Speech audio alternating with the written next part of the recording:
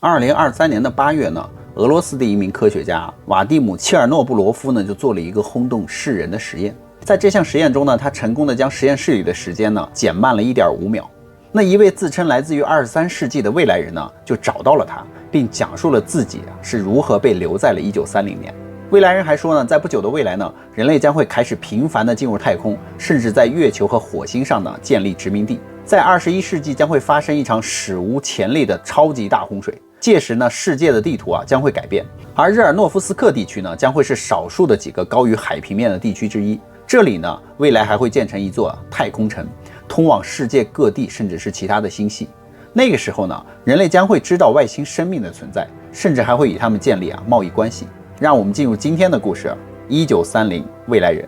以下的故事非常玄幻，大家理性观看。Hello， 大家好，我是小雨。Hello， 大家好，我是小唐。节目从今天开始会开启免费的抽奖活动，详情请看节目最后介绍哦。故事呢开始于一个叫瓦蒂姆的人，他于1987年呢从莫斯科国家航空大学毕业。虽然是名牌大学的毕业生呢，但却将所有的精力都放在了研究神秘学上面，其中就有关于外星人和时空旅行的内容。不过瓦蒂姆最出名的还不是他的研究成果，而是一次奇遇的冒险。据他所说呢，在1985年的时候曾经就有一位老人主动找到了他，并向他介绍了自己。他说：“你好，我是来自于23世纪的一位未来人，有些话呢，我想对你说。”而瓦蒂姆听完之后，只觉得眼前的这个家伙就像是一个神经病一样，然后很歧视的就问了他一句：“如果你是从未来来的，那你为什么要跟我说呢？”于是他就说到呢，这个年代呢，也就只有你会相信我说的话了。他还说之后你会开始研究时空旅行，并且还会出一本书，书的名字就叫做《时间的秘密》。这番话让瓦蒂姆非常的惊讶。要知道他对时空穿越可是非常有兴趣的，可是他并没有把这件事情呢和他自己的这个经历告诉任何人。而眼前的这个陌生男子竟然连自己喜欢什么都说得出来，而且还能说出自己想要的东西，简直是不可思议嘛。因此在这次交谈之后呢，他就想要了解这个未来人是如何从未来来到了现代的。既然对方准确判断出了这个瓦蒂姆热衷于探索时间穿梭呢，那就想听听对方讲讲自己的经历吧。于是呢，老头就给他讲了一段来自于23世纪的故事，并且说到了21世纪的今天。他还说那个时候21世纪的这个地貌会发生强烈的变化。老头就对他说：“我的名字呢是叶夫根尼·约瑟夫维奇·盖杜奇克，我的故事呢要从23世纪开始说起。虽然这段时间对你们来说还没有发生嘛，但是对我来说呢，已经成为了历史。”他说：“我出生在大约距今300年以后，那个时候我才13岁，当时我正和一个大我2岁十分美丽的女孩子交往。在一个温暖的下午的时候呢，我们打算进行一次时间旅行。在23世纪呢，穿越时空时间旅行呢，并不是一件非常神秘的事情。”而叶夫根尼就接着说道本来呢，这是一次很愉快的旅行，但是当我们已经到达1930年代的时候呢，那一台时空机器突然出现了问题，我们误打误撞的就被传送到了1930年的苏联。当时我和女孩子都受了伤于是就简单的处理完伤口之后，我赶快检查了一下机器，却发现呢，机器的定位系统损坏了，这就意味着搜救组呢无法得知我们所处的年代了。而所幸的是，这台机器呢还能够运转，不过它的能源呢只能够支撑一个人返回了。我们不知道那个人能不能活着回到23世纪，但是我们觉得就算无法回去嘛，至少也可以尽可能的接近23世纪。只要能够接近呢，就可以想办法告诉搜救组机器所处的这个时空坐标，然后呢我们就可以得救了嘛。听到这里呢，瓦蒂姆有些疑惑地问道：“如果你真的是来自于未来的话，那么被禁锢在这片空间里，似乎也没有想象中那么可怕呀，因为你已经预料到了接下来会发生任何的事情啊。”但是这个老头呢，听了之后只是微微一笑。他说知道历史与亲身经历是完全不同的两个概念。他说就在这个女孩子被送走了以后呢，我就因为伤口感染而病了好长一段时间，甚至还住进了一个收容所里面。我一直都相信搜救组马上就会来救我回去的，然而几个月过去了，仍然没有任何的消息。就在我内心开始慌乱的时候呢，当地的一对好心的夫妇收留了我，我终于才有了一个像样的家。他们的人非常好，待我也很好。但是呢，我不得不承认，我一开始就非常讨厌这个地方，因为它太落后了。回想起来呢，那时唯一令我兴奋和开心的事情呢，大概就是我第一次骑上自行车了。那是一种非常特殊的感觉，因为在23世纪，汽车早已不在地上行驶了，更没有见过自行车。之后呢，我就去了一家图书馆，在那里我遇见了许多著名的学者，因为当时他们还都是一些不起眼的年轻人所以我和他们都成为了很好的朋友，也和他们聊起了我真正的身份。一开始的时候，他们并不像你那样对我有信心。为了证实我的说法呢，我开始给他们讲未来的事情，比如二次大战呢将于1939年会爆发。我还傻乎乎的讲德国将会在第二次世界大战中撕毁苏德之间的和平协定，向苏联呢发起进攻。但是由于我种种高调的行为不小心就引起了苏联军方的注意嘛，他们就怀疑呢我是德国人派来的奸细，想要制造恐慌，所以就将我关押了起来。从那个时候开始呢，我就意识到我所知道的事情不但不会帮助我，还会给我带来麻烦，所以我决定呢不再把将来的事情高调的说出来了。按照瓦蒂姆的说法呢，叶夫根尼当年在这个监狱关押的过程中是备受关注的人物，因为当时很少有人能够读懂文字嘛，可是叶夫根尼却能够读懂文字，而且还能够讲英文。他经常就拿着这个监狱中的报纸给其他的狱友来读，所以在监狱里呢很有人缘。值得一提的是呢，根据犯人自己所说呢，在监狱期间呢，叶夫根尼并没有对任何人讲起过关于未来的任何事情。不过当德国人在1941年违反条约对苏联发起苏德战争的时候呢，除了叶夫根尼之外其他的犯人都吓了一跳，因为那次战争事发的非常突然。然后呢，苏联方面还把一部分的犯人放了出来，去到战场上帮忙，当然也包括他在内。曾经他的一位同僚也说过叶夫根尼在长达4年之久的战斗中呢，很少受伤，即使是在斯大林格勒之战最为惨烈的时候呢，他也仅仅是受了一点皮外伤而已。在当时，他们甚至都帮叶夫根尼取了一个外号——最幸运的人。由于他时常指点苏联的进攻路线呢，因此最后在军中还谋得了委员一职。在二战结束以后呢，28岁的叶夫根尼就与一个女子结婚，并生下了女儿斯维特兰娜。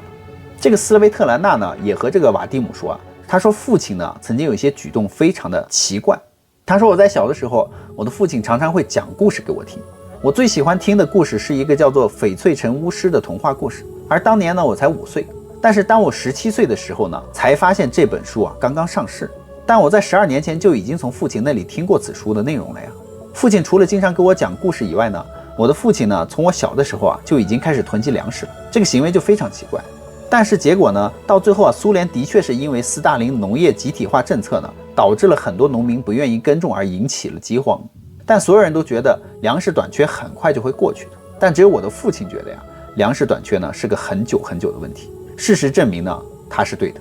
在第2次世界大战结束之后呢，苏联又发生了一次大饥荒，这一次呢，足足有150万人被活活饿死。我一直就在想，为何我的父亲总是能够预测未来呢？但他从来没有给我一个答案。直到1960年的时候呢，叶夫根尼突然把他的家就搬到了俄罗斯的日尔诺夫斯克地区。斯维特兰娜就解释到说一开始我们一家人并不愿意搬到这里来，因为这里实在是太偏远了嘛。但是在父亲的坚持下呢，我们也只能够搬到这里来了。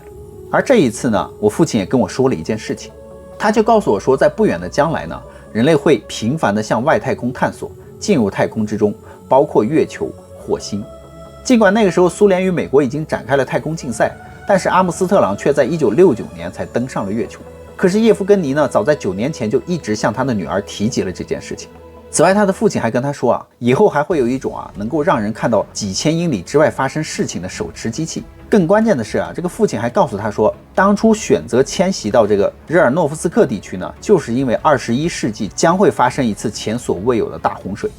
那个时候呢，地球的地图呢就会大变样了，而日尔诺夫斯克地区呢，也是为数不多的高出海面的地方，所以这才是叶夫根尼如此执着要搬家的真正原因。父亲还说日尔诺夫斯克地区呢，作为一个相对安全的区域在未来呢，这一片区域将会被规划成一座太空之城，它会通向世界各地，甚至是其他的星系。那个时候呢，人类就会知晓外星人的存在，并与之进行贸易往来。而叶夫根尼呢，于1974年在本地就建立了一个历史博物馆，他把多年以来收集到的报纸、杂志、明信片、小册子以及其他的东西都整理得井井有条。而有些人就相信呢，叶夫根尼的做法就是为了万一21世纪真的发生一场大洪水的话，那么这里将会成为为数不多的保留人类文化遗产的地方。其次呢，叶夫根尼也是想要借助这个遗迹呢，来指引23世纪的搜救小组呢，来到他所处的时空坐标。而他的计划中的最后一步呢，就是要找到这个瓦蒂姆，把所有的事情呢都告诉他。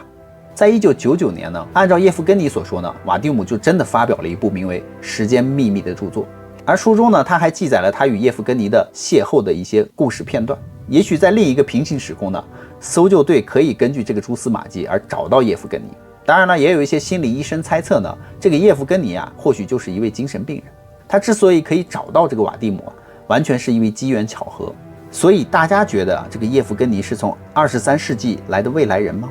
难道他真的像医生所说的那样，是一个精神病人吗？那么无独有偶，在上个世纪40、50年代起呢，前苏联的一些科学家就开始秘密地研究起了时间机器，并发生了数起因为时间机器而导致的灾难。许多的科学家随时间机器而失踪或爆炸，再也没有回到现实的世界当中。而在8年前呢，美英两国在南极洲地区进行科学考察的时候，也有了惊人的发现。因为当时南极的上空发生了一个迷雾事件，它可以使你回到30年前。美国的物理学家马瑞安·麦克林呢，就要求研究人员在1月27日呢观察南极上空发现的一团灰色的漩涡。起初他们以为这只是一场普通的沙尘暴，但是后来他们发现这团漩涡中有一团灰色的漩涡，并没有随着时间的进程而改变形状，也没有移动。所以研究人员就决定认真研究这个现象。他们就发射了一个气象气球，气球上就装了测定风速温度、大气湿度的仪器。然而一经发射呢，这个气球就急速上升，很快就消失了。过了一会儿呢，科学家们就用绳索把这个气球拉了回来。但让他们大吃一惊的是，气球上的时钟显示的是1965年1月27日，时间呢提前了整整30年。在确定气球上的设备没有被破坏之后呢，研究学者们还做了很多类似的实验，但每一次呢都暗示时光呢在向后倒流，计时器显示的就是过去的时间。而这个现象呢也被称作时空之门。研究者们就把这一情况报告给了白宫。而目前呢，这种异常现象的调查还在继续。有人猜测在南极上方不断转动的空间呢，可能是一条通向另一个时空的道路，而且把人们送往其他时代的研究项目也已经开始研究了。俄罗斯的盖纳迪·比利莫夫呢，就是一位研究异常现象的学者，也是一位哲学家。他写了一篇名为《机械加速前进》的文章。他说，在瓦蒂姆的带领下呢，几位对时空问题有热情的这个研究人士曾经进行过一次实验。那是从1987年开始了，瓦蒂姆呢就开始使用地球磁力泵制造时光机了。如今科学家们能够在磁场中注入一种特殊的冲击，来减慢或者是加速时间的进程。在实验室设备的作用下呢，最大限度的缓解时间呢可以达到每小时1.5秒。而在2001年的8月呢，一台新的时光机器呢就在俄罗斯的伏尔加格勒的一片偏僻的丛林中被测试了。这种装置虽然只有一辆车的蓄电电池作为驱动，能耗极少，但它改变的时间的幅度呢，仍然达到了3%。时间的改变呢，是由对称的晶体振荡器来记录的。机器实验到最后呢，瓦蒂姆·诺布罗夫就说呢，最大的延迟的时间呢，达到了半个小时，让人有一种恍如隔世的感觉。他们同时呢，感觉到那边与这边的生活，就像是一片开阔的空间。他说，我真的不知道该怎么形容我们在那个时候所体验到的那种非同一般的感觉。最后呢，产生了大爆炸。瓦蒂姆说，那边的平行世界中的大爆炸差点将这个小岛呢夷为平地。早在1940年代呢，苏联的一批科学家就已经着手开始研究时间机器了，并成立了一个特殊的平行时空研究学会。在赫鲁晓夫执政以后呢，平行宇宙研究小组呢就继续研究。但在1961年呢，一次令人震惊的实验惨剧使得这项研究不得不暂停了。那一年呢，一座由8位顶尖科学家组成的时间机器实验台突然凭空消失，实验台周围所有的建筑物都被摧毁。当时所有的电视台、电台都对这一意外的事件还进行了报道。盖纳迪·比利莫夫就表示呢，他们甚至没有把这个实验的结果还报告给高层。从那以后呢，苏联委员会就决定暂停这些不可预测的实验了，直到1987年呢才恢复了试验。那在接下来呢，1989年的8月份呢，平行世界研究协会呢在安尤岛的实验基地突然发生了惊天动地的大爆炸。爆炸不仅摧毁了重达780吨的实验舱呢，同时还几乎炸平了2平方公里左右的小岛的本身。悲剧的是，3名科学家就永远的消失在了平行世界里面。有关时间机器的实验舱爆炸的原因呢，众说纷纭。其中一个版本是说，在有3名科学家的实验舱呢，在抵达平行世界或者是进入平行世界的另一个时空的时候呢，与其中的一个巨大的物体很有可能是小行星一类的东西发生了碰撞，而时间机器的实验舱失去了推进动力，下落不明。一些科学家呢怀疑啊，它很有可能永远的就消失在了这个平行世界当中。根据比利莫夫称呢，有关那次实验的最后记录呢，仍然保留在平行世界研究协会的秘密档案之中。该档案中就记载着一名实验者留下的最后遗言，里面就说我们快要死了，但仍然能够继续实验。这里的光线呢非常的暗，我们看什么物体啊都是双重的，我们的手和脚开始变得透明起来，我们能够穿过皮肤看见自己的血管和骨骼，氧气的供应啊还能够持续43个小时，但生命支持的系统却已经严重受损，请向我们的家人和朋友问好。那接下来呢，通讯突然之间就中断了，3名参加实验的科学家呢再也没有了消息。当然了，整个事件的真相呢我们还无法查证嘛。那么好了，故事呢宇哥也就讲完了。好啦，我们今天的视频就到这里，看过的朋友给个鼓励，点赞留言支持我们一下哦。我们会从每期的节目当中抽取一位幸运的粉丝观众，免费的奖品呢就是小雨之前在节目中讲过的书籍，以及小唐抱过的娃娃哦。所以一定别忘了精彩的留言哦，没准下个幸运的粉丝就是你哦。那我们下期节目再见吧，拜拜。